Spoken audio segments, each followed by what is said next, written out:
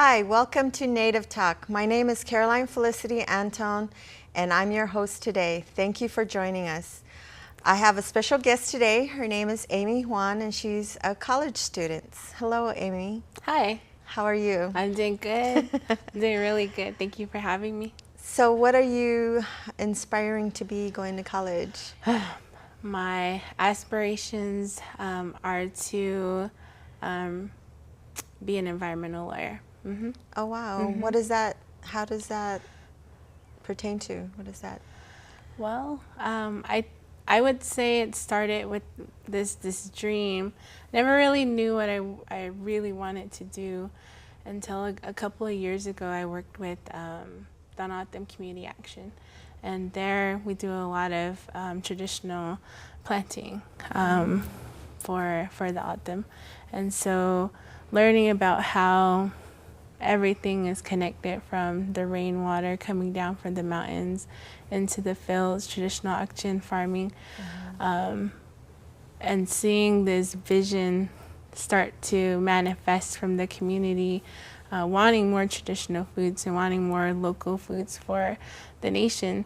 I started to ask myself questions like, if this is what we want for our future, how are we going to make sure that we have clean air, clean water, and clean land to do these things, based on a lot of other environmental factors that are around the nation. Right. So I decided to go into environmental law and policy, and I'm pretty excited about it.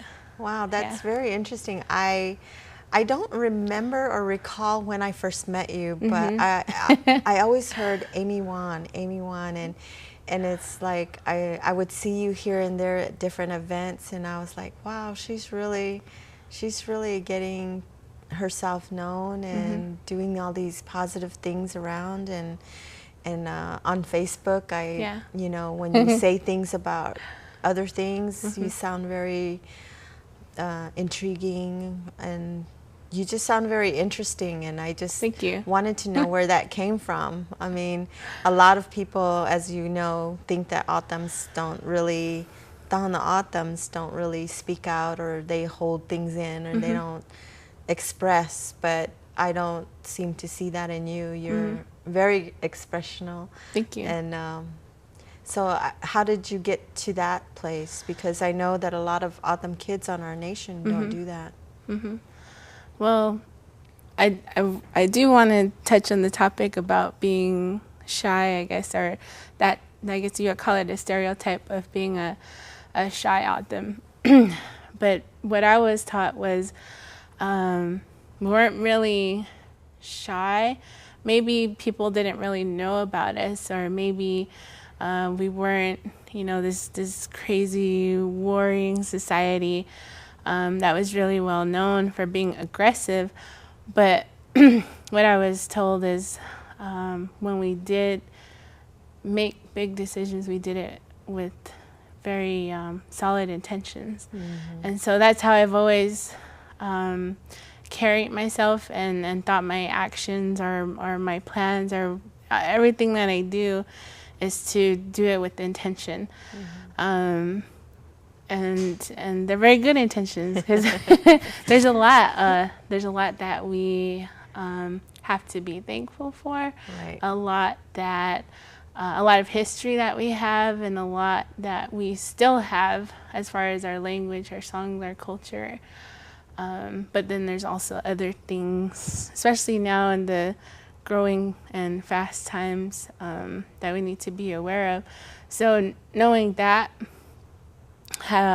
just being proud to be O'odham, and knowing and wanting to protect it, and having to speak out, but also having to share and to teach that love for being O'odham, being who I am as a young O'odham woman. So that's where that comes from, but also from my family. They have a lot to do with who the person I am today.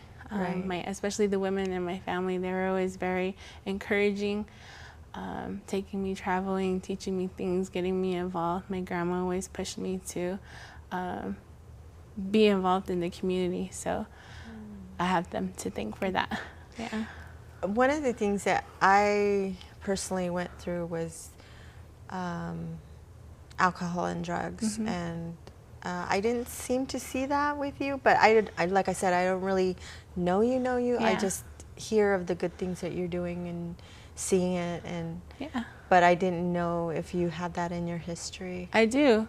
I think it's hard not to, and not to put that negative connotation on the tribe, but it's just those things are very real, and it's not just on the reservation; it's everywhere.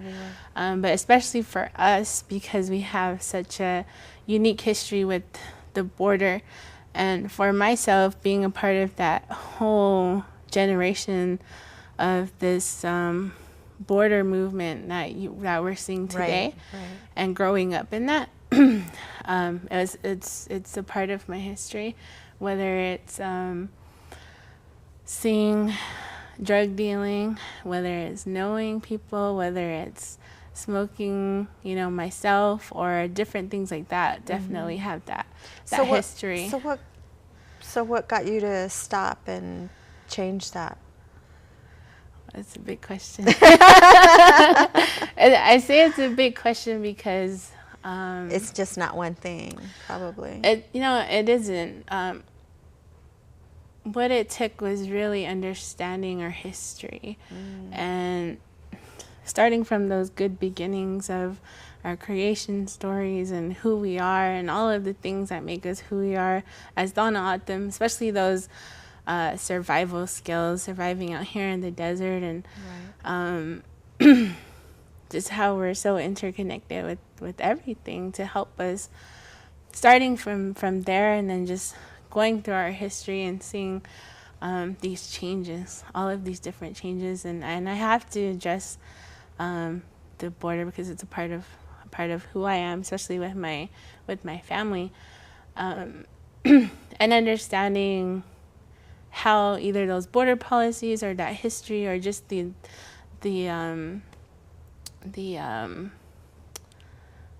occurrences with the drug war and everything else, understanding how that all came into play, not just from a tribal point of view, but a U.S. point of view and a Mexico point of view, and how that has all affected us, and kind of coming to understanding and realizing for myself that this isn't our fault.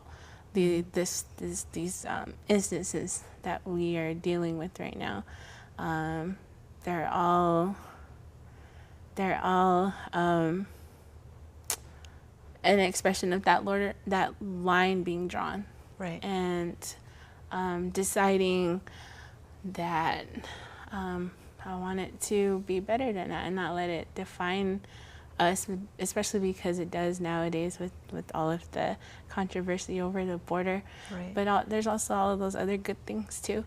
So how did since we're on the topic of border, from what I heard, you guys started a group to educate, Yeah. Okay, for instance, now like our followers or the people that watch us, if you wanted to say to them about the border, what would you usually say?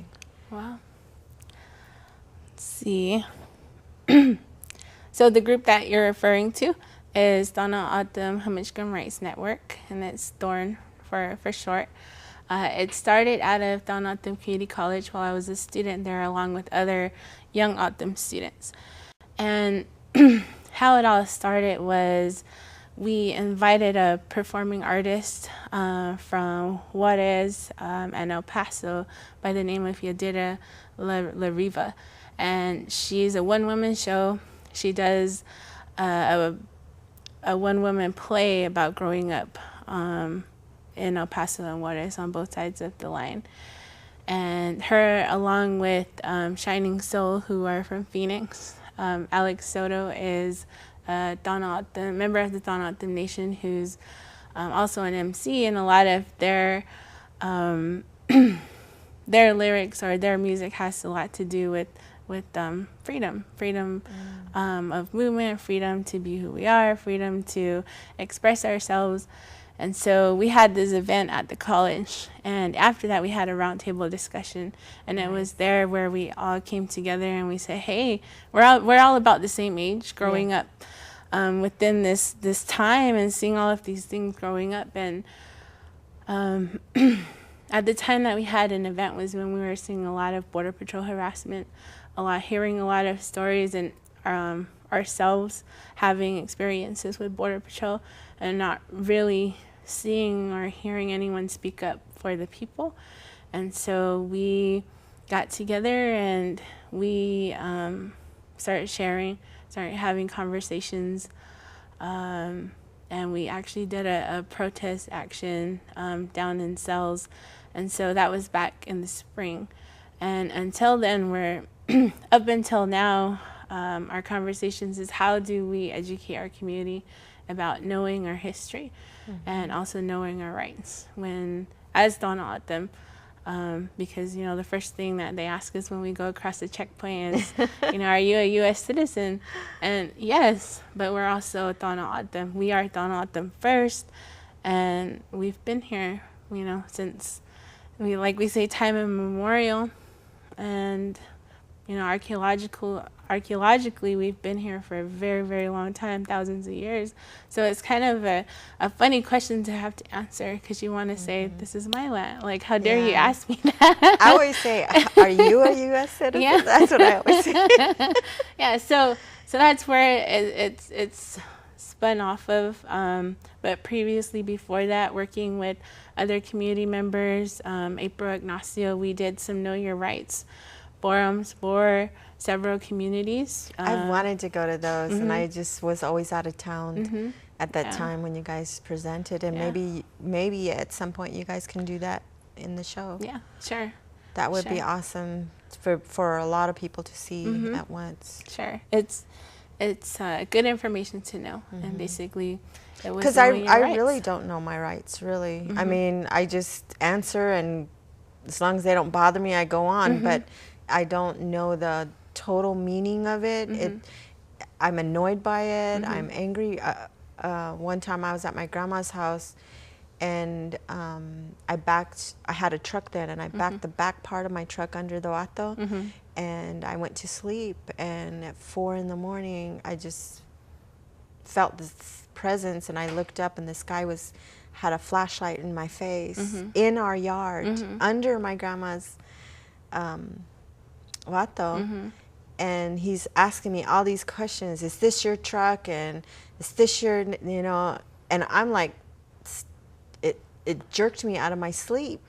And he's asking me all these questions, and I'm like, what, huh? Where am I, Yeah. And he's just answering, and then his partner went into the house. Wow. And they had their guns with them, and the only people that were in the house was my grandma, my auntie, who's very arthritic, she's disabled, and her 4 grandchildren, and they woke them up and asked them their names and who they were, and then I don't know how long they were there, and I really didn't know what to say or do, or what could I do, what could I say. And then after they left, I remembered I had my phone. I could have videotaped it, but they had their guns pointed at us, interrogating us. That's the story that you just shared is exactly why we wanted to speak out and why we wanted people to know their rights. And the way I see it is we've been pretty isolated. We've been pretty peaceful, at peace where we're at on the Donna Autumn Nation. We're surrounded by mountains, and everything has been pretty good up until about the 80s, when all of these things started happening. And the way I see it, it's really changed our history and really changed our way of life. Right. Not being able to sleep outside, not being able to walk around. And not just from Border Patrol, but, from crossers, from drug dealers. So, all around us are all of these things. And we just want to help the nation, the community, the people, especially the young people, understand this history so that we can figure out, okay, what is it going to look like for us in the future? Right. And one of our main concerns is for the young ones. The way we see it is anyone younger than us. I'm 28, and my friends are about the same age. They are not going to remember what it feels like to move freely on and off the nation without being asked who you are, where you're going, and all of these other questions. And so we want them to know that it wasn't always like that. And we want to know, is it always going to be like that? With all of these different decisions that are happening. So that's a big part of who I am and what I do. The other time I saw you, you were with the big bus that burned vegetable oil.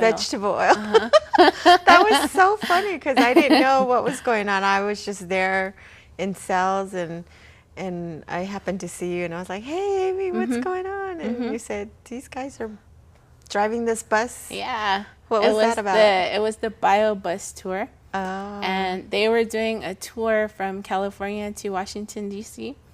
And basically they were promoting sustainable energy and a clean environment, all of these, really, really good things. And I met them at a conference in Minnesota.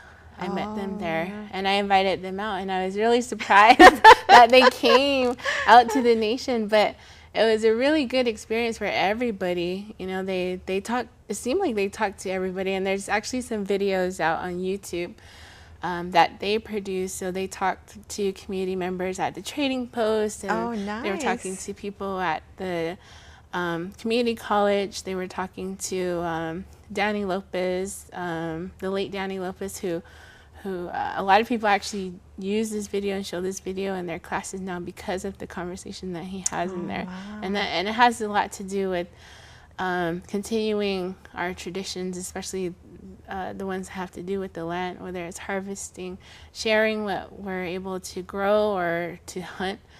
And all of that is just a passion of mine. I've always been really passionate about the environment, I guess you would say, or about our land, about where we come from, about our home. And they definitely opened my eyes, and I think we did too, because two of the people that were on the bus are actually brother and sister from Mexico City. Oh, wow. And when they came through our community and they saw how much we do for our community within our community, they actually decided to move home and to start.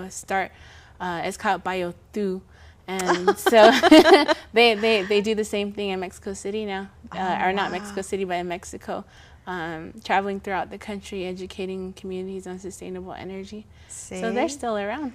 Yeah. See, that's why I was so interested in you. And I mean, like, nothing was off limits. It was kind of like, let's see how and what we can use to help our community. And that's something that it's very hard to see other people doing. Like, usually they're like, what do they want? They need all these questions asked before they do anything. And you're kind of like me, we just jump in and then figure it out. Yeah, well, I ask questions too. I think one of the things I actually just read last week, it was a quote by Maya Angelou, and I don't exactly know it word for word, but she said one of the things she loved about herself was her ability to love others, because when you do that, you're able to create this bridge to actually get to know another human. And I think when I read that, I was like, hey, I think that's kind of, how I feel. I feel that way.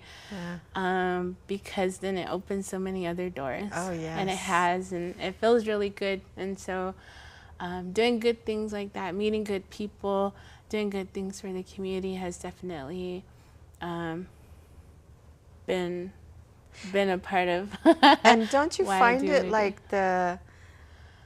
for me, when I don't even look at the person's outside anymore. It's more like I've met some people I never even thought they were thinking of anything, and they're the most thoughtful. They're the most intriguing because they not only question the outside, they question themselves about how can I prosper, how can I help, how can I fix this, how can I start something, how can I do anything. It's just those questions that get people motivated and going. So definitely, definitely.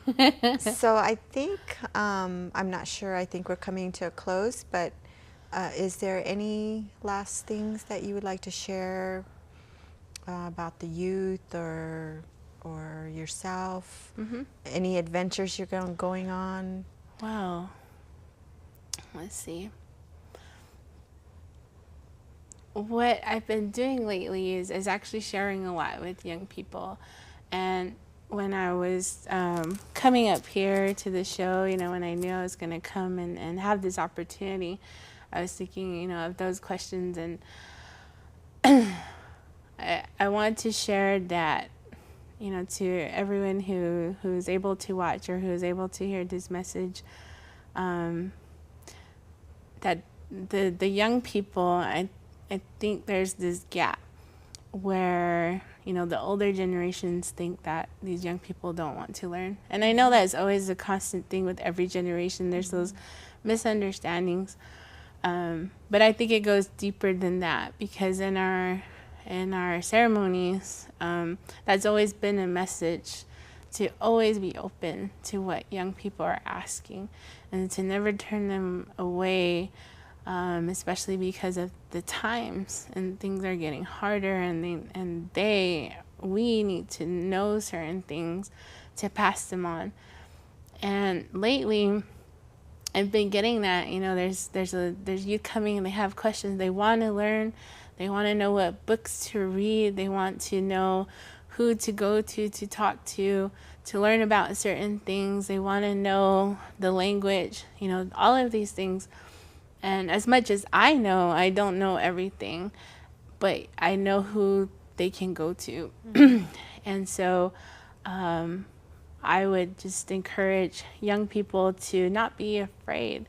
Everything that we need is here because we've always been here. So our land, our history, our people, everything's still here that we need to move forward into the future. And the same to, I guess, the older generation or just to the community, to be open to young people. And there will be differences, but I think that's where we evolve. And I think our culture, our hymnbook will always evolve, but it still has the essence. And it's a good thing. It's a beautiful thing.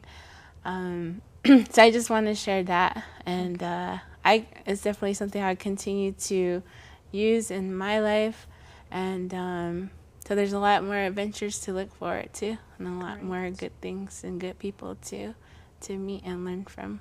That is so good. Yeah. And earlier we talked about you singing a song, so this would be a great time. Cool. So have my shauku here. This is a traditional instrument, a gourd rattle. This one specifically has women dancing around it, and I brought it especially to sing with you because we've had very good interactions with young women and women in our community. So this song that I'm going to share is one of the first songs that I learned while I was going to school at Santa Rosa Ranch School down on the nation.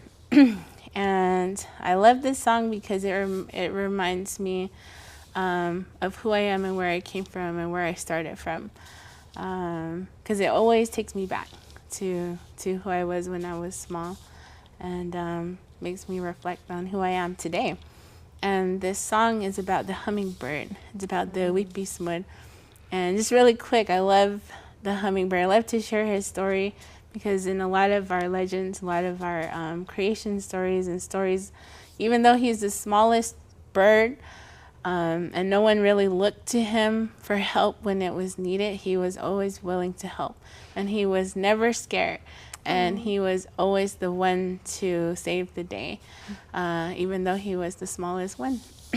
And so this song's about, if you imagine yourself traveling to the ocean, and you're going for a purpose, and this hummingbird is flying with you, and as you get closer to the ocean, you can start to hear the waves, you can start to feel the air, and you can feel the wings of the hummingbird flapping against your skin as you're getting close to the ocean. So this is the song.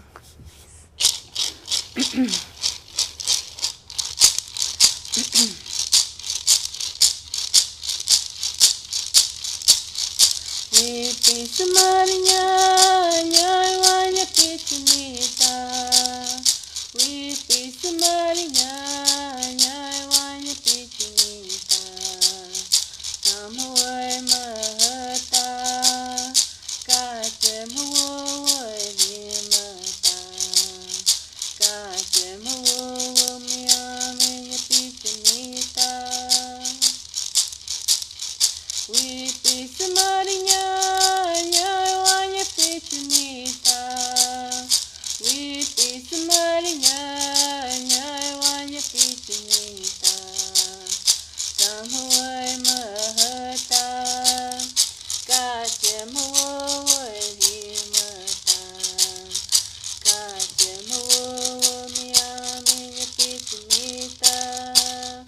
Wipis marinya nyai wanya pichunita. Kamuai mahata katemuai himata. Katemuai miaminya pichunita. Wipis marinya nyai wanya pichunita. Kamuai mahata katemuai himata. Katemuai miaminya pichunita. Beautiful. Thank you. Well, thank you, Amy, for being on our show. Thank you for having me. Have fun. And hopefully next year I'll do a lot more of the Young Women Are Sacred, Yeah. so you can come Sure. and participate. So I thank look you. forward to it. Thank you.